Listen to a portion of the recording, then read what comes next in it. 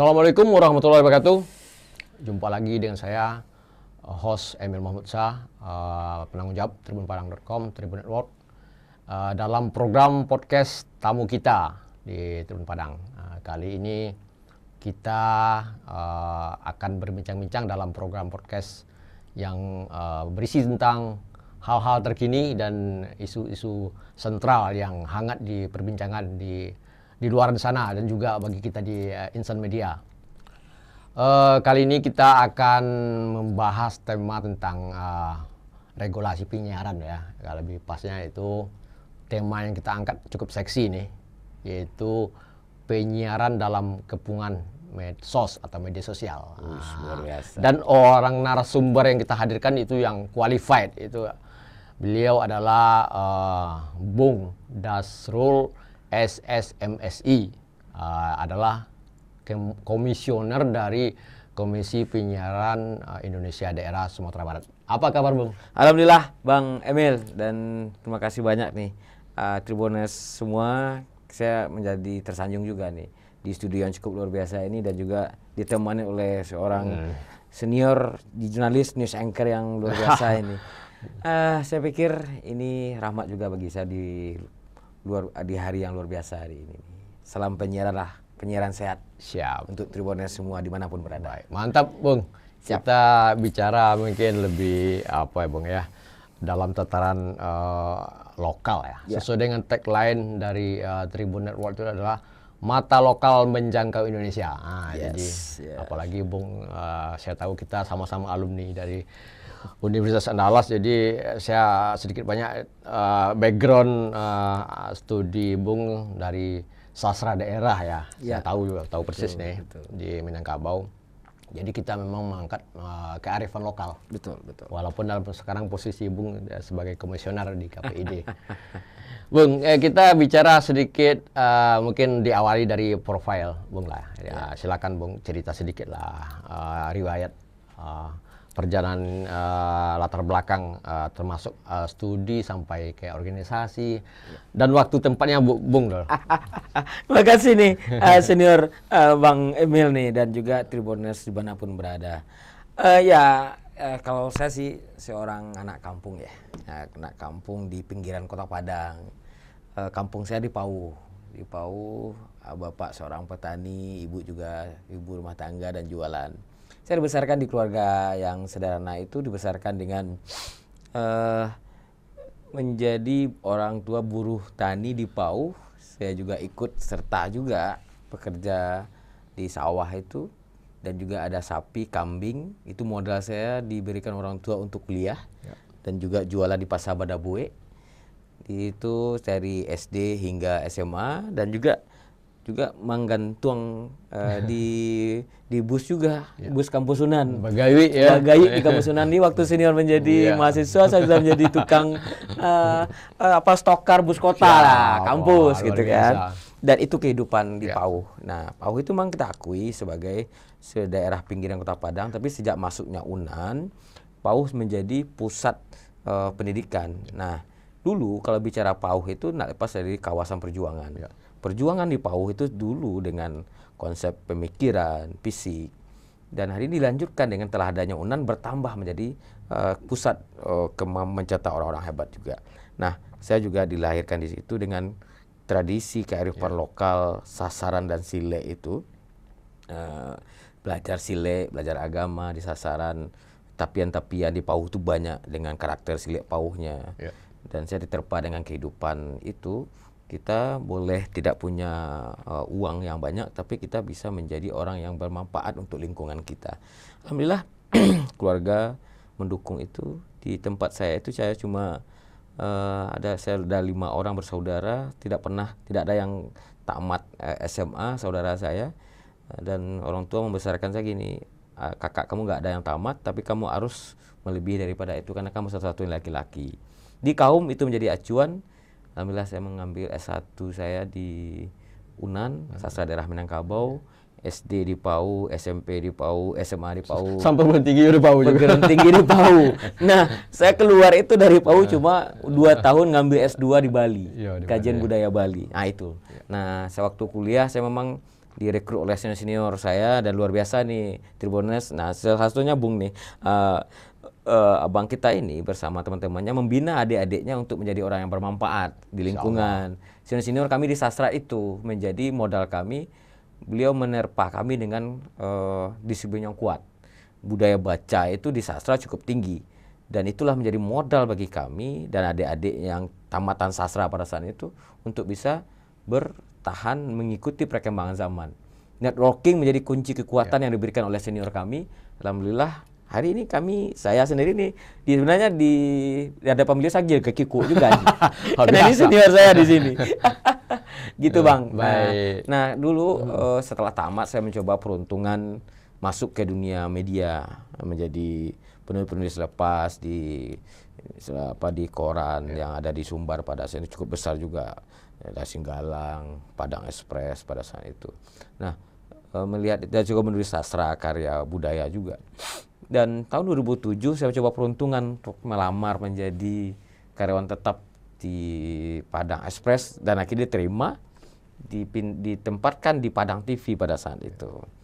Sampai tahun 2022 saya berhenti di Padang Express.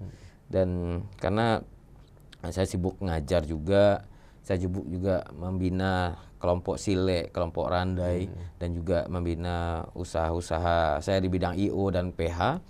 Saya pilih ya nggak apa-apa, saya harus menentukan pilihan. Tapi karena keberuntungan tahun 2022 ada open recruitment untuk KPID Sumbar, saya juga ikut peruntungan di sana. Nggak tahu juga, alhamdulillah Tuhan yang menentukan. Saya diterima 2022 sampai 2025 dan sampailah di hadapan senior saya hari ini. Itu cerita saya. Baik, ini luar biasa kalau ada catatannya hampir membaca biografi saya ini. Autobiografi lah ya. Autobiografi ya. Lebih.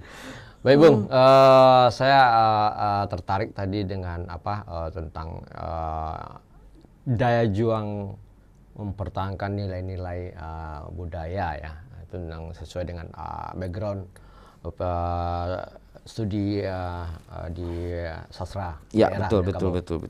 Ini sekaitan dengan sekarang dalam posisi Bung sebagai komisioner di KPID Sumatera Barat. Iya. Kalau baru-baru ini kan memang dalam program kerja tentu banyak, tentu lebih kolegial ya. Betul. Tapi kami dari tim Tribun Padang tentu apresiasi dulu. Pertama, akhir tahun memberikan anugerah. Saya mau mengamati atau mengikuti juga perkembangan bahwa akhir tahun ini KPID membagikan istilahnya kalau dalam menganugerahi beberapa kategori. Tentu ada parameter.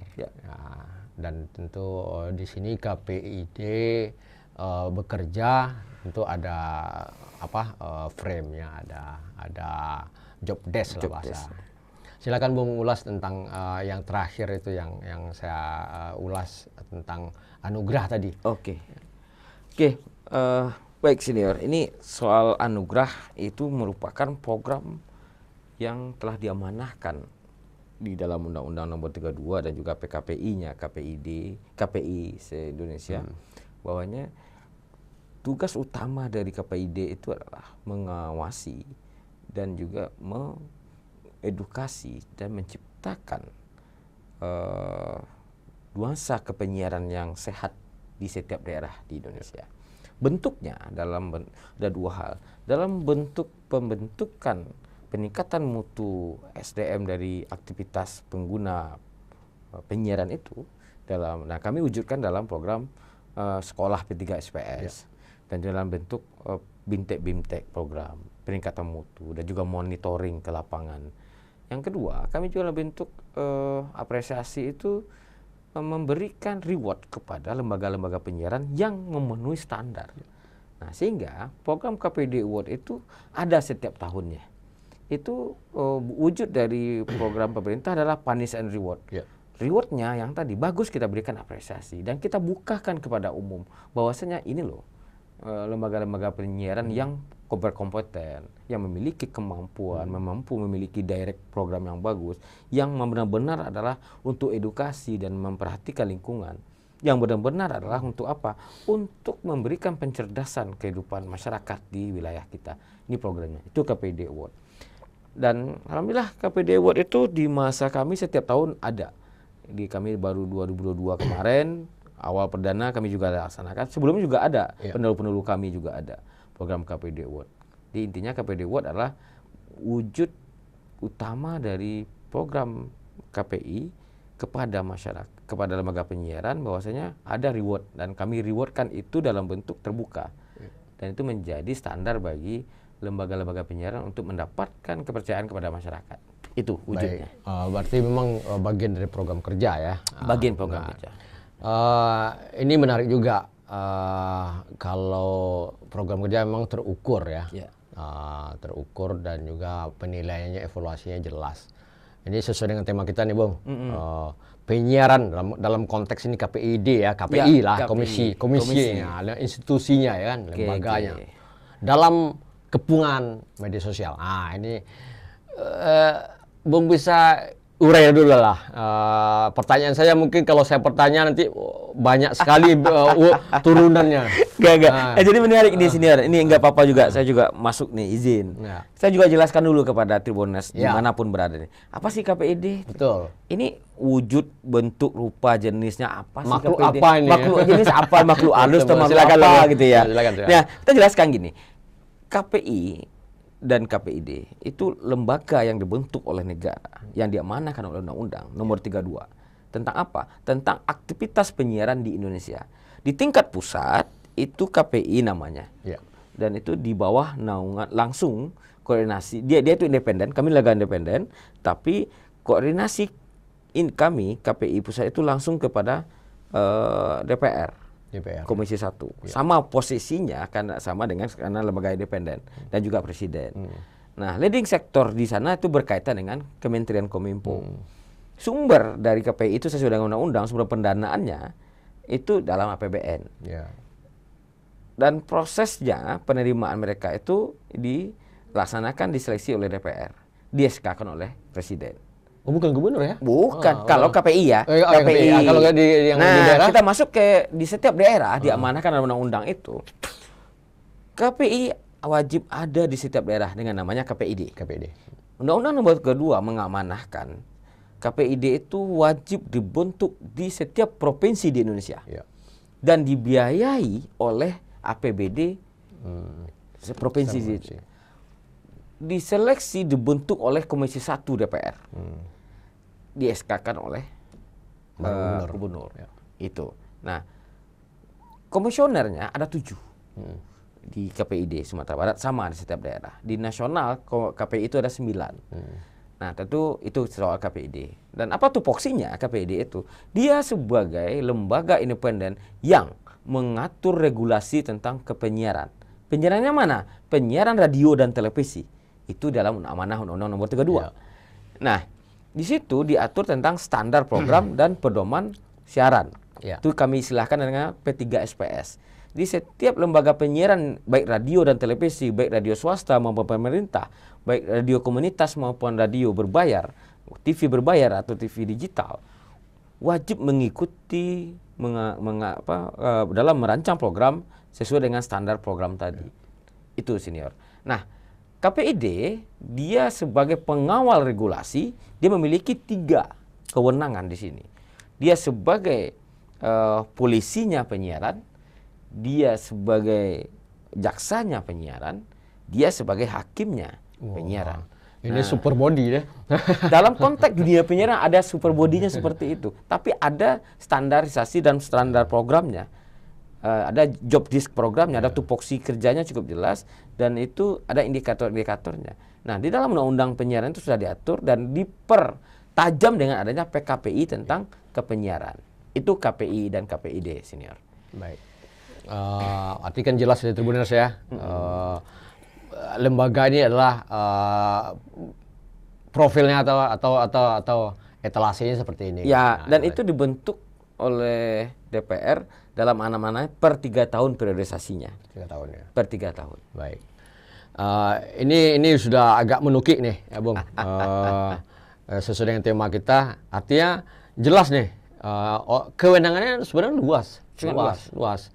Tapi gempurannya juga deras tuh. Jadi ini menarik dia nih. punya senjata yang juga berhak untuk diletuskan atau ditempur, bawa tempur. Tapi sebenarnya yang menyerangnya juga banyak juga, ya kan. Jadi dia akhirnya dikepung. Ya. Nah, sekarang di media sosial kan luar biasa nih, deras nih. Ya. Dahsyat sekali. Jadi sampai mungkin negara juga agak kewalahan juga mengaturnya sampai dengan ada media sosial platformnya, ada TikTok, ada Instagram, ya, yang sebelumnya ada Twitter, ada Facebook, dan mereka memanfaatkan itu ya untuk komersial, untuk, mohon maaf dalam tanda petik ya, mungkin propaganda, dan bisa jadi ya yang jelas untuk profesional ya, kalau istilah dalam ini profesional. Ya, betul. Itu bagaimana menghadapi itu, Abang? Boleh minum dulu. Ya, sorry. Saya juga sampai lupa. Ini saking seru nih itu, Bras. Enggak, ini kan pertanyaannya memang cukup harus dikopikan dulu nih. Jadi gini, senior, memang pertanyaan yang sama ribuan datang ke kami, masuk ke hotline kami. KPID Sumatera Barat itu orang bersiaran itu di media sosial, dia miskin tuh nggak pakai baju katanya. Banyak gitu yang mengatur, yang melanggar regulasi undang-undang kita, yang melanggar tentang adat kita, kearifan lokal kita gitu ya. Benar masyarakatnya. Artinya apa? Kami selaku di KPID berterima kasih, masyarakat ternyata melapor. Kalau berkaitan dengan suara siaran ini lapor ke KPID gitu. Tapi perlu kita pertegas di sini, Pak Tribuners semua, bahwasanya undang-undang penyiaran itu yang diberikan amanah kepada KPID baru mengatur tentang aktivitas radio dan televisi, radio swasta maupun radio pemerintah, RPP dan RPS, TV lokal, TV jejaring nasional dan TV nasional. Nah, khusus untuk Sumatera Barat kami mengawasi radio lokal swasta, radio lokal Sumbar, ya RRI misalnya, televisi misalnya di sini ada TVRI Sumatera Barat, ada siaran jejaring nasional di sini dan TV lokal dan TV kabel. Nah, di mana posisinya KPID berhadapan dengan media sosial? Pasti pertanyaan masyarakat seperti itu, dan alhamdulillah itu yang sering masuk ke kami. Jawaban kami adalah kami di dalam konteksnya kewenangan kami mohon dukungan masyarakat. Bagi saya pribadi dan bisa didengar di pusat juga saya pikir, dan juga pemegang kekuasaan di pusat. Bagaimana kita sepakat masyarakat se-Indonesia memberikan tantangan challenge kepada pemerintah.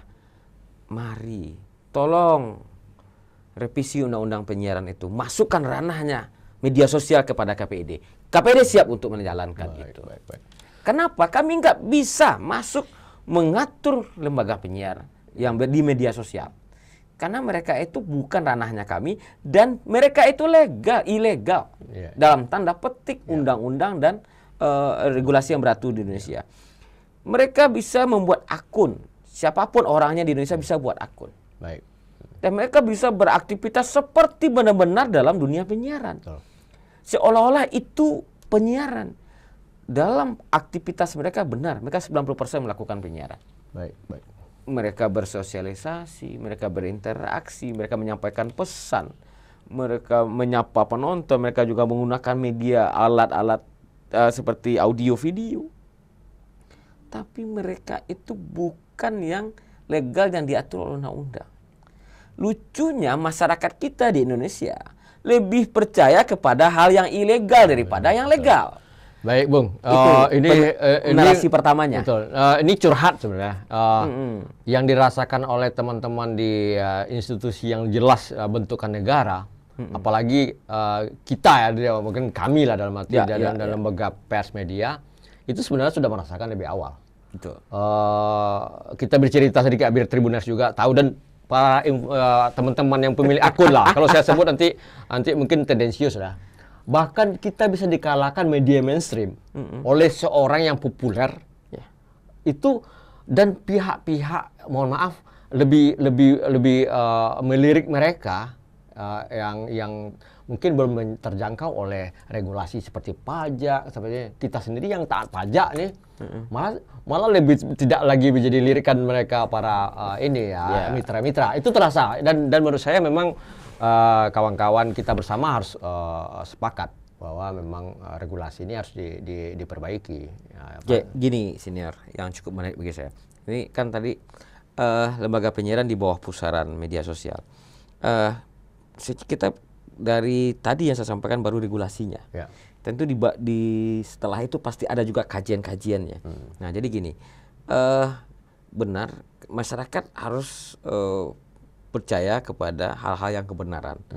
Sampai hari ini, yang lembaga yang berhak menyampaikan fakta kebenaran itu dalam bentuk kepenyiaran adalah radio dan televisi. Bagaimana dengan media sosial itu aktivitas yang pribadi yang bisa masuk ke ranahnya publik. Apakah salah?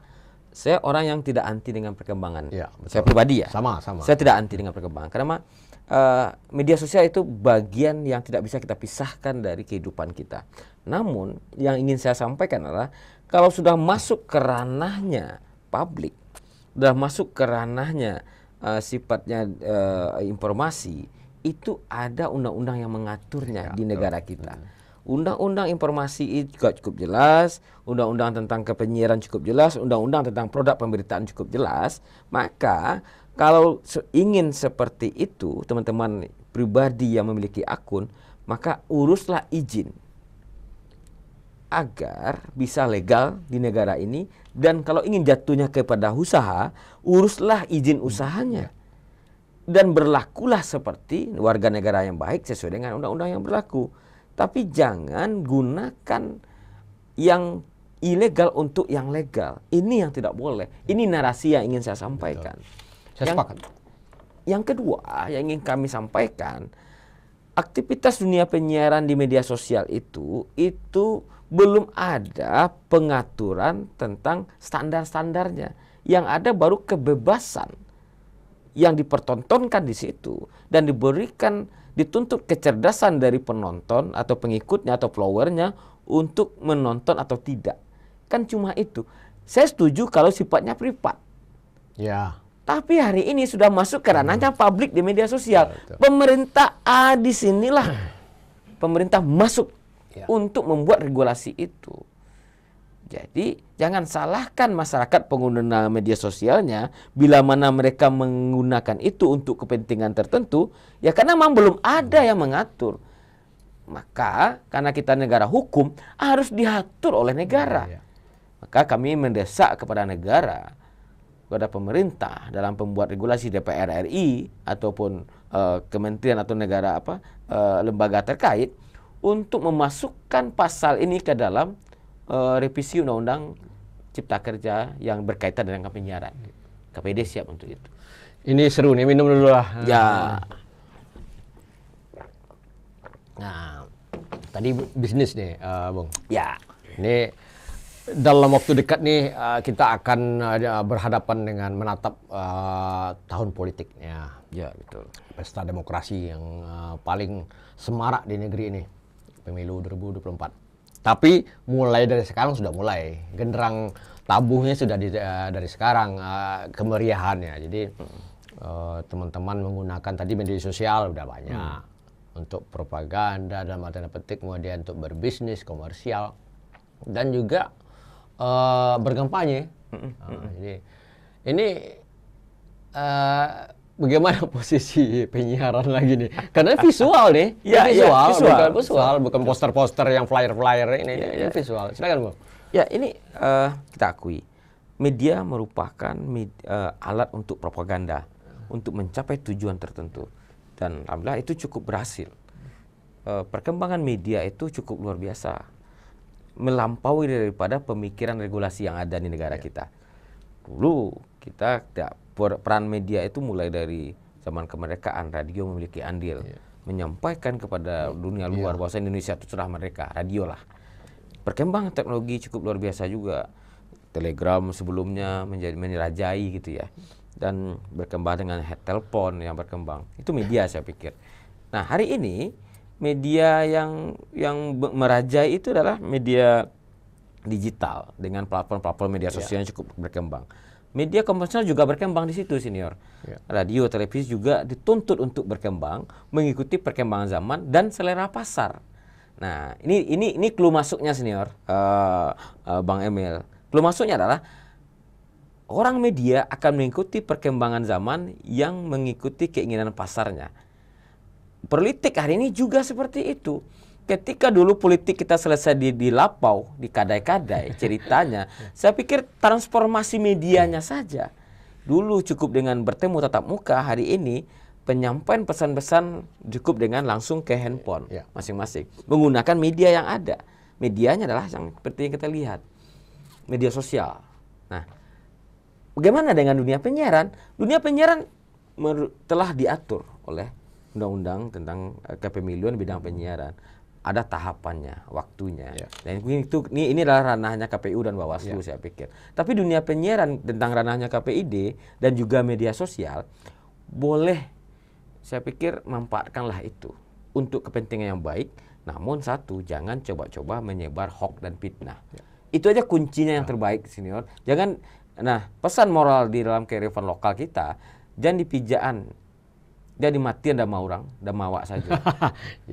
Nah, orang Minang paham dengan hal semacam itu.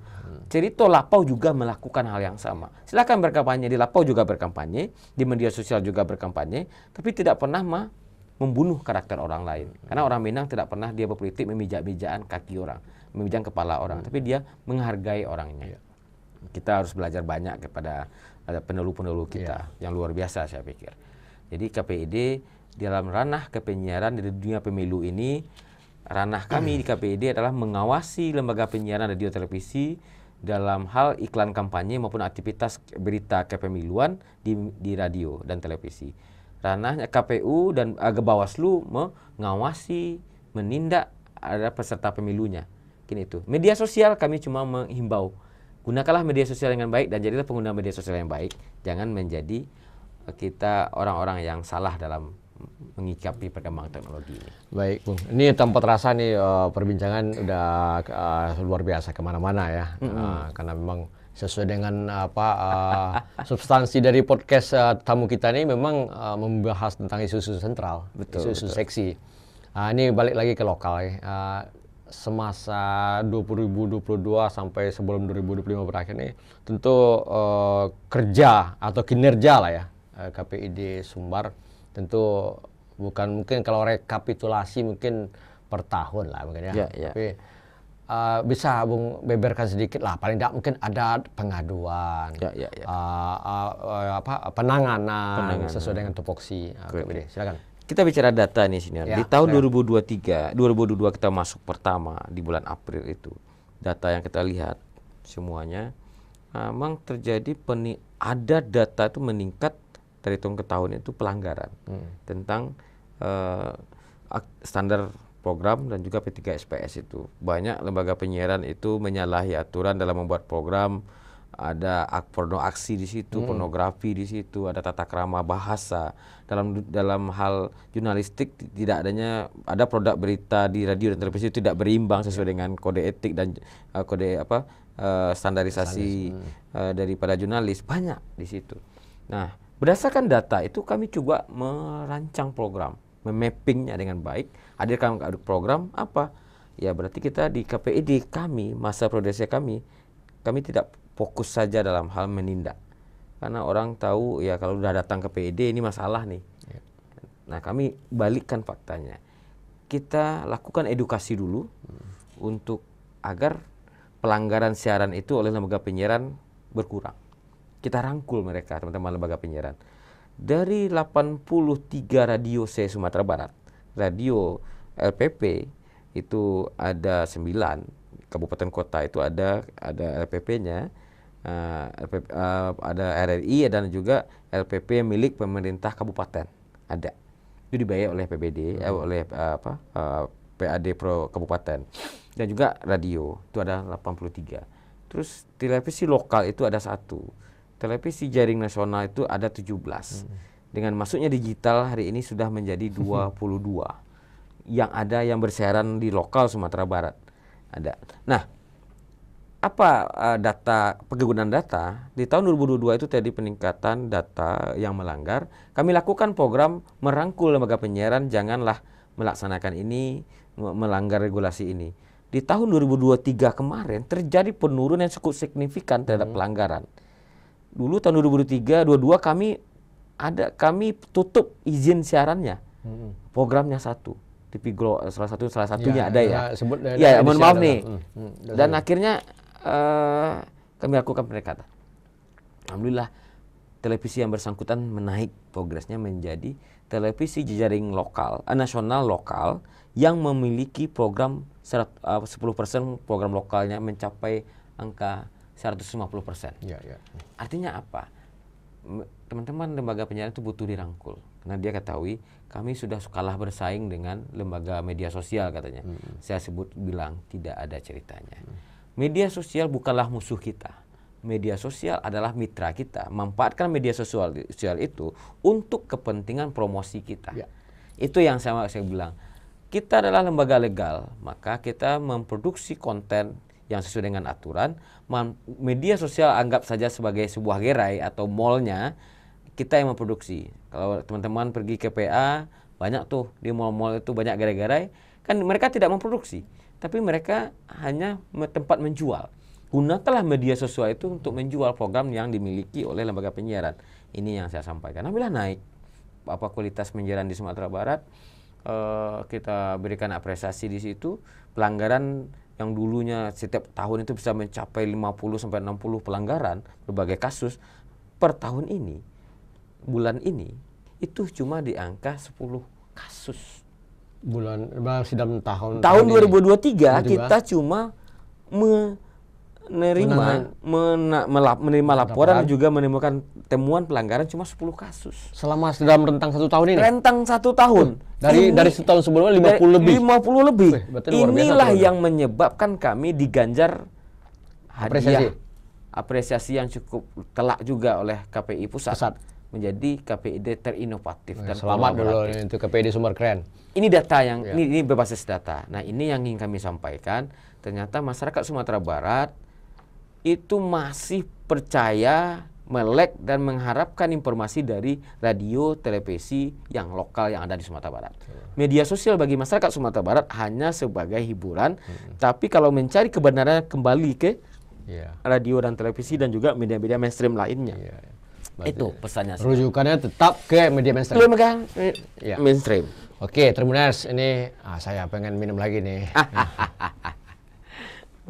Kalau dengan Bung, saya panggil Bung Idai nih ya, bicara kalau di luar studio nih mungkin kami 3 gelas kopi nih. Baik, Bung. Ini tinggal berapa periode ini kan udah jalan separuh, Bung. Jalan separuh. Nah, tentu punya target nih. Betul. Apa target, namun apa program yang akan dijalankan ke depan? 2024 target kita tetap meningkatkan literasi penyiaran kepada masyarakat dan juga pelaku penyiaran. Dunia kampus menjadi target utama kami sebagai mitra, karena dunia kampuslah yang menciptakan insan-insan penyiaran di Sumatera Barat dan nasional. Sebut saja. Dan juga sebagai konsumen daripada penyiaran itu sendiri. Dunia penyiaran terus berkembang dengan perkembangannya. Maka kami menargetkan jaringan-jaringan masyarakat peduli penyiaran itu ada di setiap daerah. Hari ini kami baru bisa membuat milenial peduli penyiaran, pelajar peduli penyiaran, dan kampus peduli penyiaran. Oh, itu program ya? Itu program yang untuk 2024 kami ingin mengembangkan adalah masyarakat peduli penyiaran Sumatera Barat. Ini yang kami bentuk, dan itu kami berharap ada di setiap kecamatan yang ada di kecamatan yang ada di setiap kabupaten dulu. Karena Negari itu cukup luas juga. Luas lagi ya. Nah, nggak selesai ini ya? Iya, nggak selesai. Karena memang di Sumatera Barat radio itu masih menjadi yang utama bagi masyarakat kabupaten kota sebagai sumber informasi. Nah, kita butuh mendukung radio ini dengan cara apa? Dengan kembali mendengar radio dan mempercayai radio itu. Tentu efeknya teman-teman radio dan televisi juga harus memiliki program yang kreatif dan juga terus ikro lah kalau bahasa kita dulu ya senior. Baca terus mengikuti perkembangan itu. yang terakhir target kita di priorisasi kami habis nanti 2025 target kami adalah harus hadir perda penyiaran di Sumatera Barat. Langkah itu telah kami gagas sejak awal kami masuk di 2022 yang lalu. Kami datangi Komisi 1, kami minta ini jadikan perda inisiatif Komisi 1. Kami datangi pemerintah provinsi melalui gubernur dan Kominfo, tolong dukung hadirnya perda ini. Apa gunanya perda ini? Untuk kepentingan masyarakat Sumatera Barat. Kalau perda penyiaran lokal sudah ada, maka kita sudah berkuasa memiliki power kepada lembaga-lembaga penyiaran yang ada di pusat itu yang memiliki jaringan Sumatera Barat. Tenaga kerjanya mereka harus ada di Sumatera Barat. Mereka lembaga penyiaran nasional yang ada di daerah ini juga harus menghadirkan konten-konten lokal di Sumatera Barat. Potensi Sumatera Barat itu bisa kita upgrade lebih bagus jika ada regulasinya. Tidak hanya pasar yang menentukan, oh ya pasar lah Sumatera Barat bagus nih kata pasar, sehingga lembaga penyiaran baru mereka produksi. Tapi enggak, dengan adanya perda ini selain dari pasar yang meminta, aturan juga ada. Perda itu penting agar KPID dan juga masyarakat Sumatera Barat memiliki power untuk menjalankan utama dari kepenyiaran itu. Ini Bung sudah memberikan PR ke caleg-caleg nih. 2024 ini berganti nih ya, sebagian mana tahu ya ada incumbent bertahan ya. Iya. Yang bertahan tolong pesan teman-teman dari KPID Sumbar ya, ini bukan titipan, ini bukan amanah nih, amanah, dan bagi yang bakal terpilih, yang bakal duduk juga akan jadi jangan sampai lewat deh. Apalagi memang ini tugas bersama, tanggung jawab kita bersama. Jadi kita juga dari media, dari pers juga, teman-teman komisioner dan pemerintah, ya legislatif, eksekutif ya, seluruhnya ya. Jadi Bung, tanpa terasa Bung, ini sudah di penghujung. Saya selaku host mungkin tidak akan mengkonklusikan lagi lah, ya, karena sudah panjang lebar kita sudah dengan tema penyiaran dalam kepungan medsos. Jadi kita sudah bahas tadi banyak. Bahkan kita mengkritisi, termasuk otokritik juga ya. Ya, otokritik kita juga diri kita masing-masing. Karena kualitas juga penting. Betul. Karena pasar yang menentukan. Betul. Ya, kalau sekarang istilah follower ya. Followernya banyak ya, follower ya. Kalau kita diadukan akun kita kan kena banned juga. Kena banned juga. Ya. Sekarang regulasi belum ada. Ya, silakan masyarakat yang mengkoreksi kita, mengawasi kita. Siap-siap aja akunnya kena banned kalau tidak benar. Baik, Tribuners, tanpa terasa ini udah termasuk perbincangan yang lumayan agak alot nih dengan beberapa narasumber lain yang pernah kita hadirkan di sini. Dan terima kasih Bung sekali lagi. Sama-sama. Sudah hadir di studio kami. Tribuners, sebelum kita tutup, jangan lupa klik akun platform kami YouTube Tribun Padang Official, Instagram, TikTok, Twitter dan Facebook. Saya akhiri. Assalamualaikum warahmatullahi wabarakatuh.